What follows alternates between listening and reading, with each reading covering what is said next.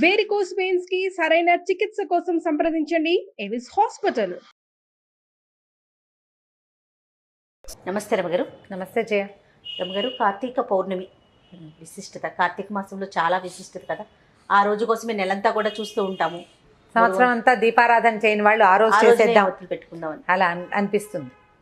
అయితే ఇది ఏడాదంతా మానేసి ఆ ఒక రోజు చేస్తే సరిపోతుంది కాదు. ఒకవేళ కుదరకపోతే ఆ రోజు చేసుకోవచ్చు. కార్తీక పౌర్ణమి నాడు, పౌర్ణమి నాడు చంద్రుడు చాలా ప్రశాంతంగా ఉంటాడు, ప్రసన్నంగా ఉంటాడు. వెదరు అట్మాస్ఫియర్ చాలా బాగుంటుంది. మామూలుగా శరత్కాలమే చాలా అనుకూలమైన కాలం. ఇది ఉపాసనా కాలం కదా ఈ కార్తీక మాసం. సో పౌర్ణమి నాడు పగలు ఉపవాసం ఉండి రాత్రికి చంద్రోదయం అయ్యాక దీపారాధన చేసుకుని శివారాధన, అమ్మవారిని ఆరాధించడం, విష్ణు ఆరాధన కూడా చేయొచ్చు. ఈ దీపాలు ఒత్తులు వెలిగించుకుని తర్వాత భోజనం చేయటం. ఈ రోజున చేసేటువంటి దేవాలయ దర్శనం కానీ, దీపారాధన కానీ, తర్వాత నది కానీ సముద్రంలో కానీ స్నానం చేయటం. సముద్ర స్నానం చేస్తారు తెల్లవారుసామున కార్తీక పౌర్ణమి నాడు. మామూలుగా పౌర్ణముల్లో సముద్రాల దగ్గరికి వెళ్ళం మనం. అవునవును. ఈ ఒక్క కార్తీక పౌర్ణమికి మాత్రం సముద్ర స్నానం చాలా విశేషంగా చెప్తారు. చంద్రుని యొక్క శక్తి ఈ సముద్ర జలాల్లో ఉంటుందని, అప్పుడు కనుక స్నానం చేస్తే జీవితం చాలా ప్రశాంతంగా మారుతుందని చెప్తారు. కుదిరిన వాళ్ళు చేస్తారు. ఇప్పుడు అవకాశాలు కొంచెం తక్కువగా ఉన్నాయి. నదిలో స్నానం చేయటం, ఇంకా లేకపోతే వాపి కుపతటాకులు మనకు చెప్తారు కదా, నువ్వు ఈ బావి ఏదైనా చిన్న చెరువు అలాంటి చోటైనా సరే ఎక్కడైనా సరస్సుల్లో స్నానం చేయటం విశేషమైన ఫలితాన్ని ఇస్తుంది. సరస్సు తీరంలో చేసేటువంటి దాన ప్రక్రియ కూడా చాలా అద్భుతమైన ఫలితాన్ని ఇస్తుంది. మనం అన్నీ చేయలేకపోతాం, మనం కుదిరింది చేయగలుగుతాం కదా. మనకి ఏం కుదురుతుంది? సులువుగా తెల్లవారుజామునే లేచి స్నానం చేయటం, కొంచెం ఇంట్లో దీపారాధన చేసుకోవటం. కుదిరితే 9 గంటలకో 10 గంటలకో ఒక మాట వెళ్ళి సమీపంలో ఉన్న శివాలయానికో విష్ణువాలయానికో వెళ్ళి దర్శనం చేసుకోవటం. సరే, పగలు ఉపవాసం చేయటం, సాయంకాలం అవగానే కూడా వెళ్ళి గుళ్ళో దీపారాధన చేసుకొచ్చి 365 ఒత్తులు వెలిగించటం. అవును, సంవత్సరానికి సరిపడా మొత్తం. అంటే మామూలుగా నా ఉద్దేశం నేను ఒకళ్ళకే చేయాలని అనుకుంటాను. భార్యాభర్త ఇద్దరికి చేయాలని మనం నిరుడు కూడా ఇదే పాయింట్. మీరు ముందు ఒకళ్ళకే చెప్పారు, తర్వాత ఇద్దరు చేసుకోమన్నారు, ఎందుకమ్మా? అలాంటివి చాలామంది అడిగారు. సాధారణంగా అయితే ఇంటికి ఒక దీపారాధన అని అనిపిస్తుంది నాకు. చాలామంది పెద్దవాళ్ళు ఇద్దరికీ చేసుకోండి అని చెప్పడం వల్ల సరే అలాగే చెప్పాం.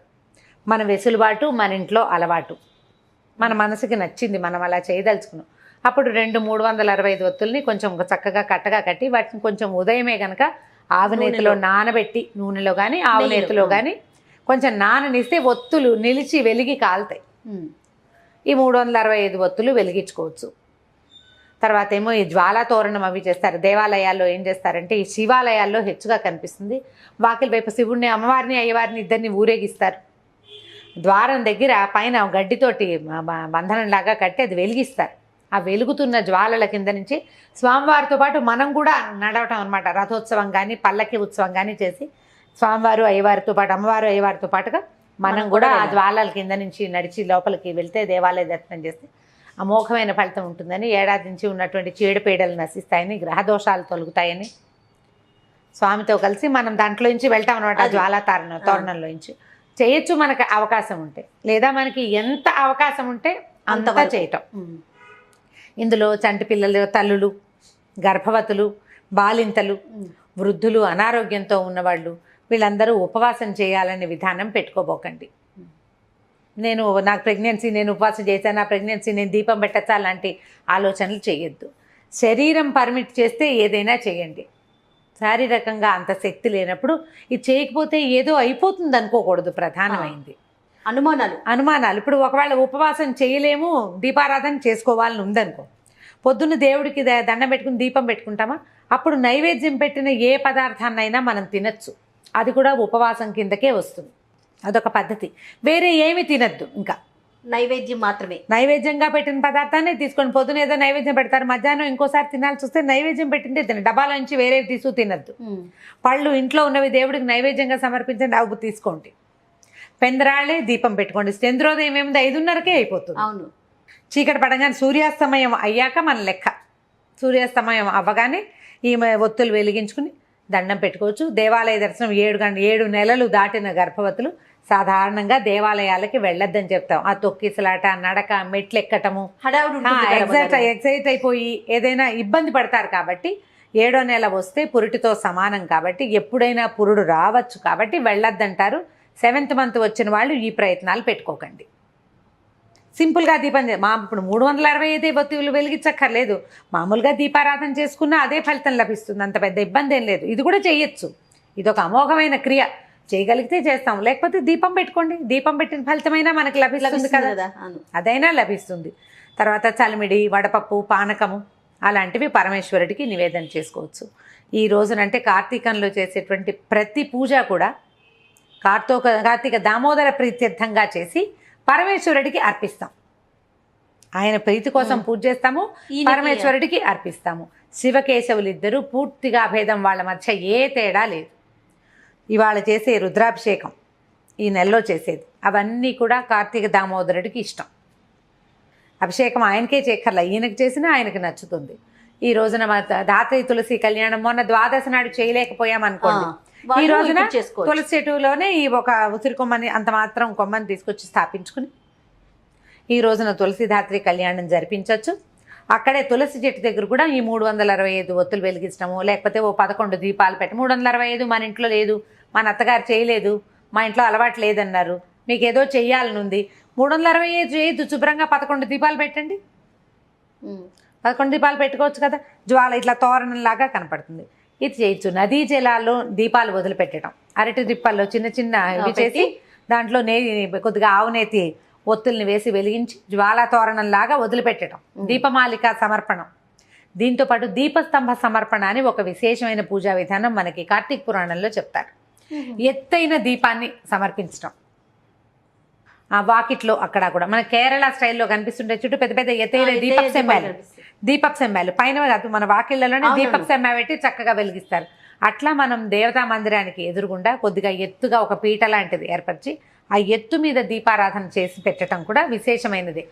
అంటే ఎవలు అవి వేస్తారు వాళ్ళు, మన దగ్గర అంత అవకాశం లేదు. ధాన్యం పోయొచ్చు, బియ్యం కూడా పోయొచ్చు.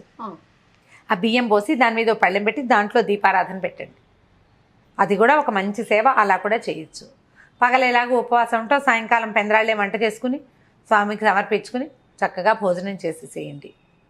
ఇప్పుడు ఈసారి సరిగానే వచ్చేది, శుక్రవారం వచ్చింది కదా, శుక్రవారం వచ్చింది పౌర్ణమి. పగలేలాగా నక్తాలు ఉండే అలవాటు ఉన్న వాళ్ళు ఉంటారు. కార్తీక నక్తాలు అంటే పగలు ఉపవాసం ఉండి రాత్రి భోజనం చేసేవాళ్ళు, వాళ్ళు ఈ సాయంకాలం భోజనం చేయొచ్చు. అలా కాకుండా ఒక పొద్దు ఉండే ప్రాక్టీస్ ఉన్నవాళ్ళు, ఒక పొద్దున్న తిని రాత్రి మానేసే పద్ధతి ఉన్న వాళ్ళు, అంటే పగలు భోజనం చేస్తారు కార్తీకంలో, సాయంకాలం పలహారం చేసేవాళ్ళు, దాన్ని ఈరోజు ముందుకు మార్చుకోండి, ఇటు మార్చండి. పగలల్లా అభోజనం ఉండి ఉపవాసం ఉండి సాయంకాలం భోజనం చేయటం. ఈ రోజున చేసే లలితా సహస్రనామార్చన కూడా చాలా ఫలితాన్ని ఇస్తుంది. చంద్రబింబంలో లలితాదేవిని భావించి దీపారాధన దీపం చూపించడము, అమ్మవారికి వెండి పళ్ళెంలో పాయసం పోసి నైవేద్యం చేయటము కూడా అద్భుతమైన ఫలితాన్ని ఇస్తుంది. ఏ పూజ చేసినా కూడా మనస్ఫూర్తిగా మీరు చేయగలిగినంత శక్తి అనుసారం, గొడవలు పడకుండా, వాదనలు హడావిడులు లేకుండా తాపీగా చేసుకోగలిగే చిన్న పూజ నుంచి పెద్ద పూజ వరకు ఏదైనా భక్తి శ్రద్ధలతో హైరాన్ లేకుండా మీ ఇంట్లో ఉన్న అలవాట్లను బట్టి మీరు సమీపంలో ఉన్న పెద్దవారు ఎవరి మాట అయినా వినదలుచుకుంటే వాళ్ళ మాట ప్రకారం చేసుకోండి. ఇంట్లో వాళ్ళని కాదని భర్తని నిరాకరించి చేసిన వ్రతాలు ఫలితాన్ని ఇవ్వవు. మీ అత్తగారు ఉన్నారు మీతో పాటు, మా ఇంట వంట లేదు ఇవన్నీ చేస్తున్నావు నువ్వు అంటే అవి చెయ్యొద్దు. మీ ఇంట్లో ఏది ఉందో అది చెయ్యండి. లేదా అన్నిటికంటే ఈజీ, దేవాలయ దర్శనం సులువు, దేవాలయానికి వెళ్ళి దీపం పెట్టుకోండి.